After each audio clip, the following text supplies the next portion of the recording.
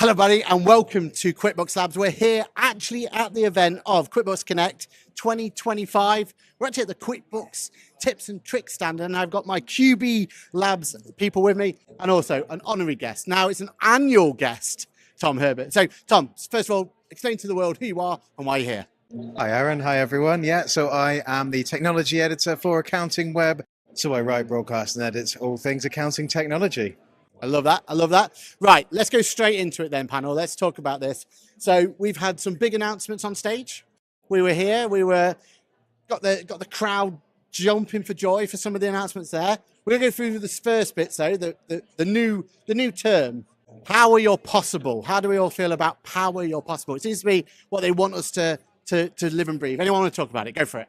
How you're possible, I think a lot of it is around the AI side of things, looking to see what is available to us, looking what we can use to help our business grow, help us in our day-to-day, give us our time back. Lee Thomas spoke about businesses failing. How can QuickBooks and AI help us go forward? Yeah, well, it is all about AI, isn't it? I mean, as you say, Lee talked about AI, Nick talked about AI, and then we had a whole panel with Richard, Roberta, and Toju talking about AI. I think one of the most interesting things was Richard Susskind saying that AI is not going to change our work dramatically over the next 2 to 5 years. It will help us, and we need to be on top of it. I think one of the key things for me that he said I rather liked was he talked about one of his clients, the CEO of one of his clients, making all of his staff spend 15 minutes a day using AI for something, even something simply mundane like creating an image for a PowerPoint presentation or something, but get used to AI. And I think that's actually really important because there's a lot of accountants out there who look at AI, either don't understand it, don't want to understand it, say they're going to retire before it's in. Have a play with it. Have a play with it at a basic level. Don't use the complex ones. Use a nice simple AI. Have a play with it because that is where it's all going. And maybe we'll go on talk in a minute about where QuickBooks are going with AI because, yeah. Wasn't it power with prosperity? Yeah, I don't know if that's now an internal one and now this is the external one. Yeah, it's a reiteration of what was there before, isn't it? Yeah. And yeah, I mean, it's just a marketing message, isn't it? To say we're here to help the businesses. I mean, there was the stat about the 50% of businesses fail. We've heard that one a lot over, 10 years? And it's still key that one's there. And obviously there's the lockdown. Obviously pre-COVID it was there, post-COVID was obviously worse. And now it's bringing all those people back together. I think, as Charlie said, and Amy said, it's all about AI again today. Yeah. Or it is all about AI. I think last year we talked about AI as well. And it's just building on that. So there's a lot of building today rather than bells and whistles. Yeah, I felt that as well. All right, okay, let's go straight into the product then. So first big announcement of kind of newbies coming. You're going to be happy about this. CIS has had some love. Are you not excited? I would have clapped straight away if I could. Automatic sending of subcontractor statements when you submit the return. I mean, that last year, the step to actually send them from QuickBooks was massive for me. Just giving that option, do it as It's still multiple, a click. But the ability to automatically send them, great. Right at the bottom corner, amend CIS returns from Oh, I missed that. Yeah, easy to amend errors and auto resubmit returns to HMRC. Yes.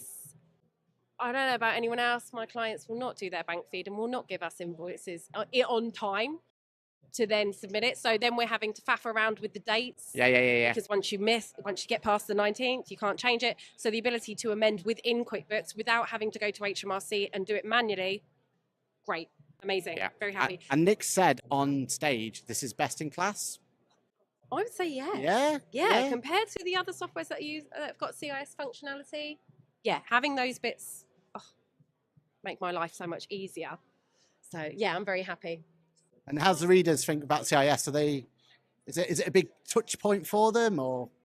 Well, I think it's that constant arm wrestle, isn't it, between the need to sort of project yourself as this sort of forward-looking AI-powered powerhouse from across the Atlantic to the sort of nitty-gritty issues that actually readers are dealing with on a day-to-day basis. And these announcements actually tend to get more cut through with our readers, to be honest, of just like, solve my problems now rather than in 2 or 3 years' time. So yeah, stuff like that's brilliant. That's going to save people a ton Workflow of time. automation, isn't it? And that's, as accountants, that's what we love, right? Like, that's what we love. Even if we don't use CIS on a day-to-day basis, we can appreciate that that's an area that people want to see improvement on. But it's something that's coming up more and more, I think, as people that not historically would have had software for. Yeah. You know, especially with everyone now going, oh, you need to have software. You know, you got a lot of people that are going to come into. We'll talk on ITSA in a bit, but there'll be lots of people that are sole traders or subcontractors or whatever that won't be on software. Yeah. So it needed to happen. Whether it's, I will go and after this, I'm going to do some comparisons to see what is what. Yeah. I think that needs to be key. Like we do that, I'll be doing that anyway. But I think just to see what is what across that smaller end of the spectrum where it's is going to fall into, I think, yeah, because that's really going to determine where clients end up going, I think. Yeah, very good point. Very good point. We moved on to, I'm not going to give this much airtime, helping you get paid quicker by AddSum. Shall we just, I felt like it shouldn't have been there, but go on, Charlie. Since I didn't say anything on CIS because I know nothing about CIS, I've never done a CIS return in my life, thankfully.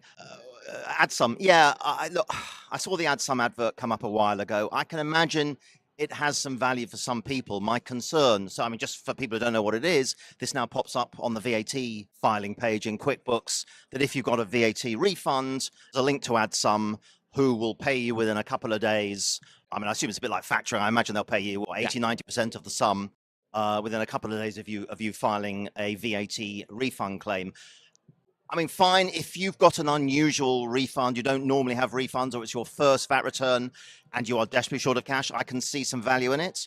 My concern is that people who have regular VAT reclaims of a few £100 or a few £1,000, put this in, they pay AddSum a fee. I've no idea what their fees are, but they won't be small.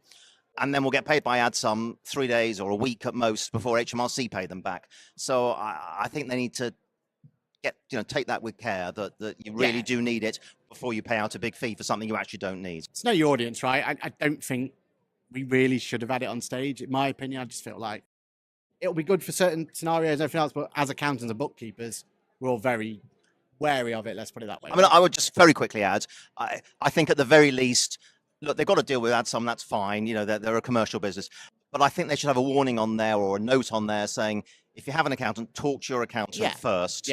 To check that this is going to be useful and valuable for you, and you're not going to get paid too quickly by HMRC anyway. I would just add that caveat. Ultimately, we'd love a switch on off, right? If we could switch it off and the client never sees it, then... Yes, potentially we could switch it off for our clients. I don't think they'd ever do that. No, they wouldn't, but that would be the ultimate. But I think just the caveat would be enough. Transforming the new invoice experience. Now, I was really happy that we got to see this for the first time. I've been a big advocate of it. Anyone who's looked at QuickBooks Sole Trader, you already get to have a play with it, see what it's like. Now it's out in the world, we can talk about it properly. Thoughts? Happy? Not happy? I've been using QuickBooks for a very long time. The old QuickBooks desktop days. I think I started using it in 2003, maybe. And on QuickBooks Desktop, you had enormous customization of invoices. You could add pretty much as many extra fields as you wanted, multiple logos, multiple text fields, all sorts of things. So the fact that they're doing more, I've not had a chance to play around with it in detail yet, but I've seen it before. I've seen a bit more about it today on stage. It does look very good. I think this is a very good advancement. I mean, we've talked about it, but it's going to be a good thing, right? It's going to be good. I still think we should have the old Word import. Yeah. I love that. Yeah. There is still going to be, especially when you deal with migrations, that's been their invoice layout for the last 15 years, or technically longer. Then you're going, you can't have that layout anymore. And I've been doing this long enough that I invoice says I can tell you what software it's come from. Yeah. Oh, that's a Sage one, that's a Xero one, that's a QuickBooks one, and there'll be that again. But certain people that's their layout, and I think missing that word bit, 100%. Ability to import your own and map it is still something that's the next step, I think. But this is a right step in that direction, I think. Yeah. It's definitely better than what is in product now. What it's replacing, yeah. And I think there was a solution where you could import a PDF document. Yeah, correct. But it died or it went away or we don't know what's happened to it. So I assume it's not in development. Anything you want to talk about the invoice experience or? Yeah, I mean, I'm pleased they seem to be improving it. You know, as anyone who's studied social media over the last few days will have seen, a reaction to a certain competitor's invoice changes haven't been universally well received. So you know, I'm pleased that they seem to be improving this. I mean, I appreciate there were back end issues for this invoicing change I'm talking about, but yeah, I mean, certainly anything that improves the experience, improves the workflow, all good. Loving that. Then they moved to QuickBooks Advanced. Now, did I miss the actual announcement or were they just talking about it? Anyone? They were just talking about it. Okay. So there wasn't anything new, right? There's nothing new. It's more a case of we're going to be doing more with it, which it does, you know, we do a lot with Advanced, or we want to do more with Advanced because there is a gap for that product. I think, you know, we all have those clients that get to Plus and then they go, right, what do I do now? Yeah. And typically there's a big jump up to, not a bigger jump as there used to be, but there's a jump from a QBO Plus to, I don't know, like an Accounts IQ or, you know, even back to Sage, not back to, but to Sage 50, because it's still, it's got that functionality that these cloud providers don't have. Or it's a big jump up to the likes of an iPlicit or an Intact or something like that. So there's definitely a spot there where you can stay on, especially because they did drop in a tiny section around enterprise as well. Yeah. But not a lot. They just went. I was expecting a bigger. Yeah. And obviously they showed on stage, you know, if you're on sole trade, you can go to simple start, which, you know, my thoughts on simple start. Yeah. But, you know, as you grow, you go enterprise plus advanced. You don't ever have to leave the Intuit ecosystem. It makes perfect sense. And then as you grow, or if you slow down your operations, you can just flick between across practice. It's a clever move. And there's loads of businesses that are in that at that point, but it's not quite enough to get them to go there. Yeah. I just wondered, is that the opportunity to sell it a little bit more? We felt like I think there needs to be more around selling it. Yeah. And what are the extra features that are going to make you take that jump that you aren't getting from a third-party application? 100%. I will just add it. I mean, you're talking about the extra point about selling it. Clearly, they want to sell more copies of Advanced. It's a much more expensive product. I think Advanced is a brilliant product. I mean, for me, the best feature is the spreadsheet integration. Yeah. It takes me back many years, decades, to when I used Sun Systems, and I had I forgot the name of the software. It was an add-on to Excel that allowed you to interrogate the Sun Systems database. You set the spreadsheet running, went out for lunch, and when you came back, hopefully it had finished. These days, processes are a little faster. But that, for me, is the best feature of Advanced, that you have a permanently linked spreadsheet. You can create a spreadsheet, have one. That's the great feature. But the way they're pushing people, as we've heard recently, the way they're pushing people to Advanced now is limiting. We'll do a whole podcast on that. We'll do it separately. Okay. That's a whole 3 hours on its own. Okay, we'll do that separately then. But that's. I mean, it was clever that they did that yesterday, and then today's all positivity. There's a PR spin there, isn't there? So we'll let them have their limelight on that one. Just on actual announcement. So, client ID. I know you were a bit confused about what that was because it was never explained properly, right? Basically, in QBOA, we have the opportunity to put an ID from an external solution into there. I was expecting more from the actual. It was a big, like when it was announced, I was expecting it to do more, but it's there for people like you. It's amazing, right? Makes perfect sense. Like to read, like do disbursements and stuff like that. It's going to save the poor chap who has to do our disbursements hours. Yeah, and these are the small wins that make you want to use QuickBooks more, right? Yeah, definitely. And especially all the other systems, you know, other competitors and third-party systems that have that sort of practice level area have client codes. But QuickBooks were the last ones to sort of come on board with that. Definitely. All right, let's talk about actual enhancements then. Fixed asset registers are now a part of the whole of QuickBooks. Yeah. I'm going to stay out of this one. Amy, you go first. You're an auditor. You love fixed assets, right? I love a fixed asset register. And they're always in spreadsheets. But you know how much I love a spreadsheet. If it's going to be managed properly and used properly, I have seen where fixed asset registers in other softwares have not been maintained very well. Set up well from the start from a person that knows what they're doing, it's grand. Yeah. Well, again, it's going to save time doing manual depreciation. I know you could do a recurring journal, but Yeah, I think it should have been something that should have gone throughout the whole QuickBooks platform. So I'm glad they are doing it. So it's great, as we've spoke about it before, it should be on every, maybe from essentials upwards. I don't, simple start probably not, because they don't, you don't have bills and stuff. Has it got all the depreciation methods yet? There's a limiting factor, right? They only did straight line, and I think it still only does straight line. Yeah.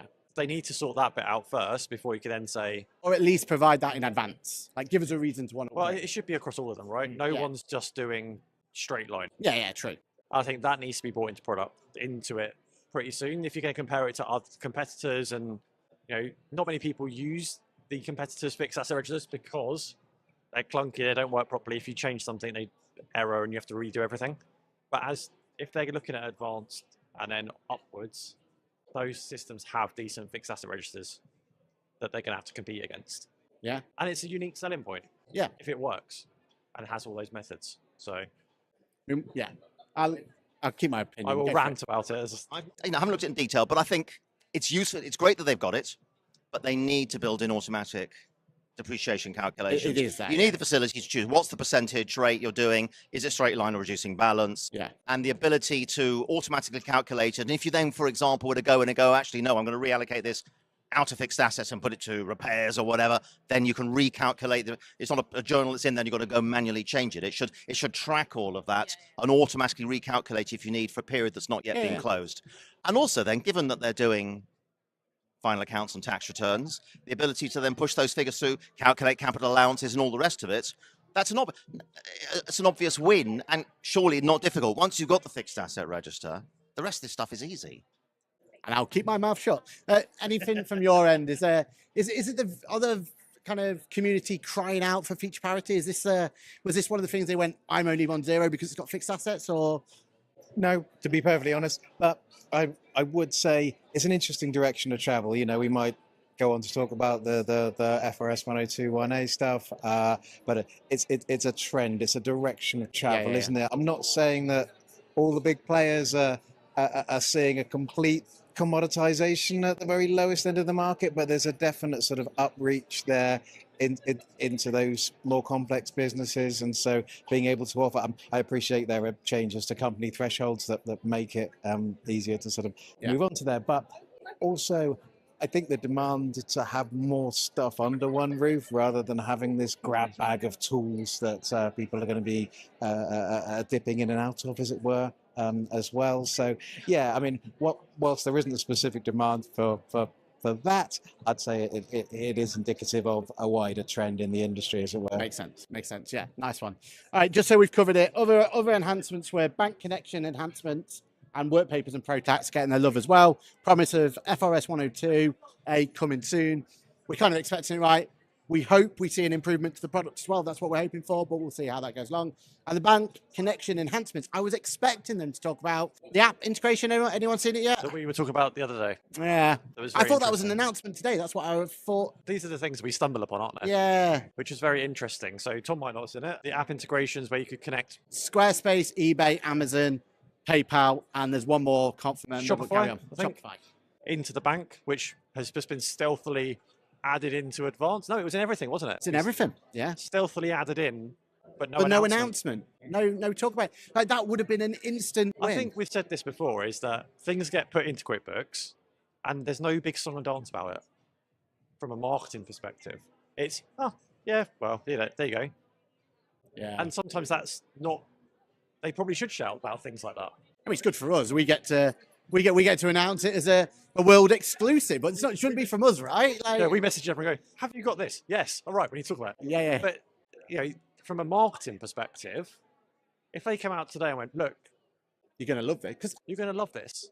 E-commerce is huge at the moment, right? And we've been banging on about, when they bought Trade Gecko and all that sort of stuff back in the day, that ability disappeared.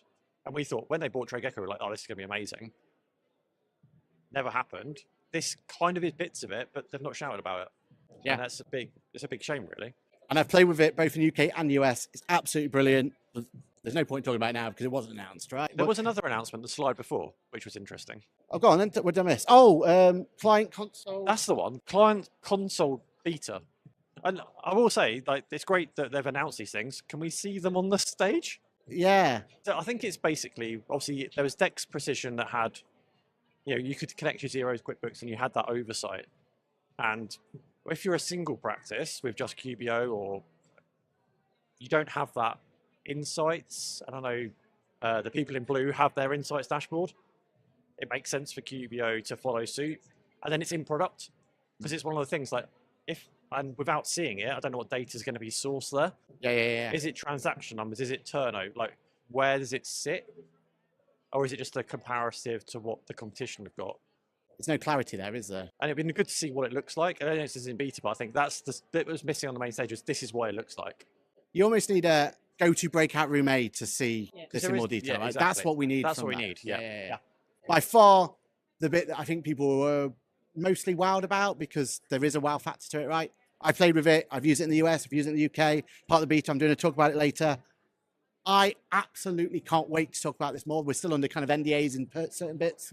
But what they have showed, so what we're allowed to talk about, is their ability to use what's called a business feed. So we're going to get their clients are going to get insights into what they should do, maybe chase an invoice or two, maybe go through from there. We're also seeing how you can chase invoices, and I believe they explained it. I don't think I'm getting in trouble for this, but the receipt capture is going to be completely rechanged, and now we're going to have it powered by Intuit Assist. This is the exciting thing, and what we've got at the moment is a really interesting area where the competitors are putting AI out there, but not wowing people. They're doing the opposite, right? They're people going, why am I talking to this chatbot when it doesn't give me answers? Intuit are doing it in the way where they want it to be something that's going to come out with an actual wow factor. They're cooking it in the kitchen at the moment. It's getting there. They're adding a bit of sprinkles. They're doing what they're doing. It looks like, fingers crossed, this is going to do enough to wow people, right? Who wants to go first?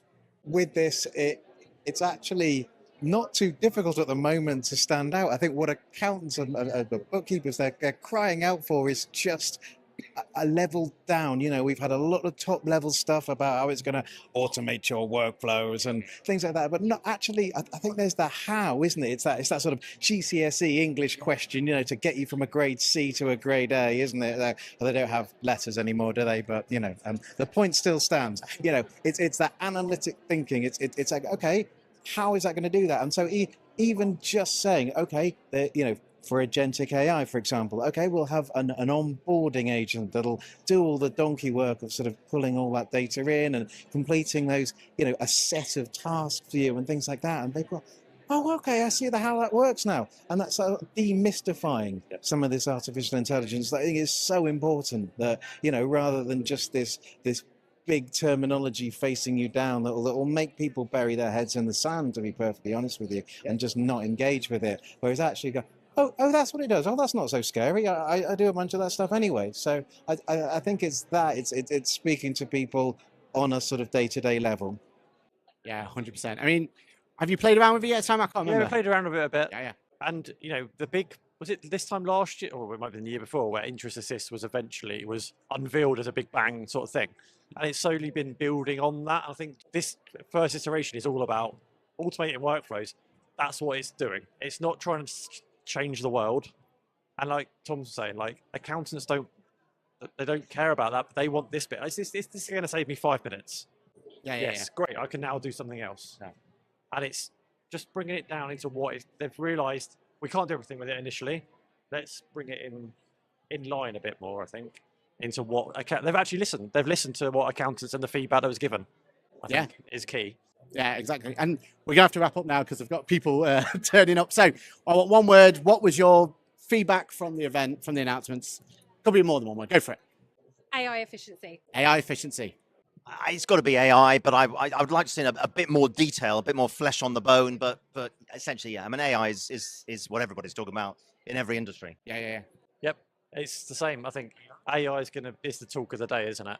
And there's no surprises at all. It's not just a buzzword. It's here to stay. It's here to stay. Yeah.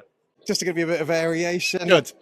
I can't give you one word. I'll give you three. Coherent MCD packages. Ooh, okay. Now there's a whole topic. That's a whole topic. We Oh, sorry. Teasing there. My word, and it's sorry, not one word, but mine is the fact that I'm more surprised at what wasn't announced. There is that, yes. There's obviously a reason it's not ready to come out of the kitchen, but There's so much we want to shout about. There's so much we want to talk about. I know we're a little bit privileged in our position of being able to see betas and all that sort of stuff. But I was expecting some things that I know the accounting community are shouting for. Yep. It's cooking at the moment. It's in the kitchen. We just want to have a little sneak peek to get people excited, right? I think to end, I think, yes, get people excited, but don't then leave it for 3 years afterwards. I think that's the bit you don't want to do. Yeah, but learn from the mistakes, right? Learn from the mistakes. Yeah. Thank you so much, Tom. Absolute honour to have you on here, as You're always. welcome. Sorry it ran over, but Same time next year. Same time next year. Thank you very much.